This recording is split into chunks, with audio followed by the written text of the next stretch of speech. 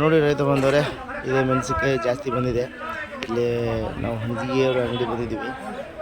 ಕಾಶಿನಾಥ್ ಹಂಜಿಗೆಯವರ ಅಂಗಡಿ ಬಂದಿದ್ದೀವಿ. ನೋಡಿ ಬೇಜಾನ್ ಮಾಲ್ ಬಂದಿದೆ, ರೈತರ ಮಾಲು ಆಂಧ್ರದಿಂದ ಬಂದಿದೆ.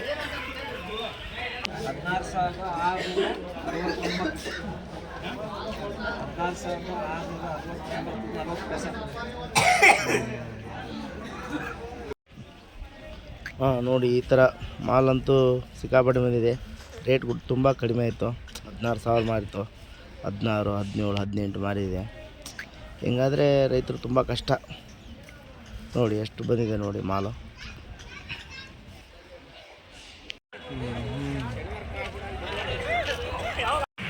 ನಮಸ್ಕಾರ ವೀಕ್ಷಕರೇ, ತಮ್ಮೆಲ್ಲರಿಗೂ ಸರ್ಜಿಫೈ ಯೂಟ್ಯೂಬ್ ಚಾನಲ್ಗೆ ಸ್ವಾಗತ.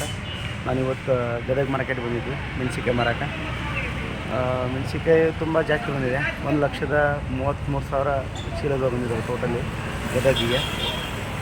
ಏನಪ್ಪ ಅಂತಂದರೆ ರೇಟ್ ಈ ಸಾರಿ ತುಂಬ ಕಡಿಮೆ ಇದೆ. ಮತ್ತು ಏನಂತಾರಲ್ಲ, ಹೋದ ಸಾರಿ ಬಂದಿದ್ವಿ, ಒಂದು 10 ದಿನದಿಂದ ಬಂದಿದ್ವಿ. ರೇಟ್ ಚೆನ್ನಾಗಾಗಿತ್ತು.